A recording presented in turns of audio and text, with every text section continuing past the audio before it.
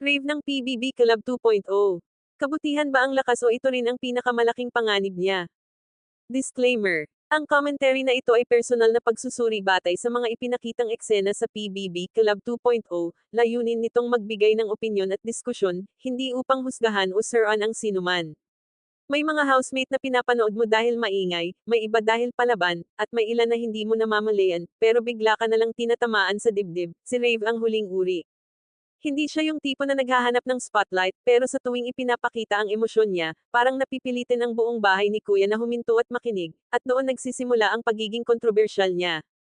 Kasi sa isang kompetisyon, ang sobrang kabutihan minsan ay napagkakamalang kahinaan.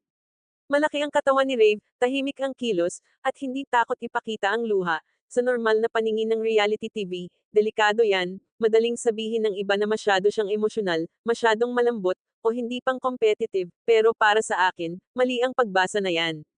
Ang emosyon ni Rave ay hindi display, ito ay reaksyon, hindi siya umiiyak para mapansin, umiiyak siya dahil may lalim ang pinanggagalingan. Dito pumapasok ang mas maselang usapin, ang kwento niya ay nagiging sentro ng emosyon ng bahay, hindi dahil gusto niya, kundi dahil hindi kayang baliwalain ng tao ang isang taong malinaw na hindi nagtanim ng galit kahit may dahilan siyang magalit.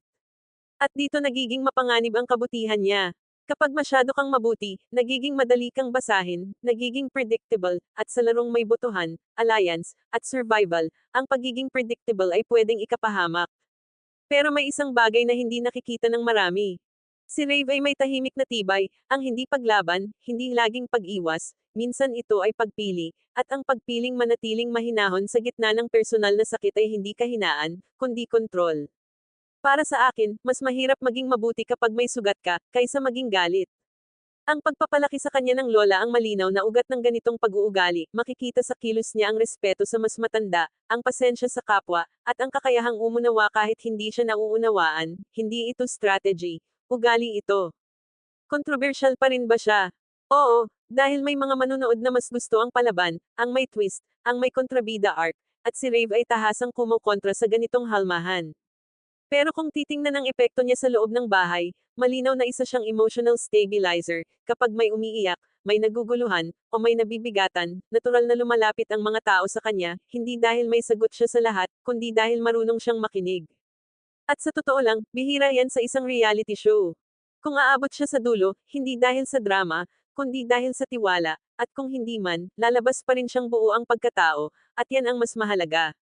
Para sa akin, si Rave ang paalala na hindi lahat ng panalo ay kailangang maingay, may mga panalong tahimik, pero tumatagal. Ang naging epekto ni Rave ay lampas sa laro, pinakita niya na pwedeng maging emosyonal at matatag sa parehong panahon, pwedeng masaktan at manatiling mabuti, at pwedeng lumaki sa kakulangan pero hindi maging kulang ang puso. Ikaw, naniniwala ka ba na ang kabutihan ay sapat para manalo sa PBB? O sa tingin mo, ito rin ang magiging pinakamalaking pagsubok ni Rave? Ilagay ang opinyon mo sa comments. At para sa mas malalim at diretsyong analysis ng PBB Club 2.0, huwag kalimutang mag-like, mag-share, at mag-subscribe sa Buzz Pinas.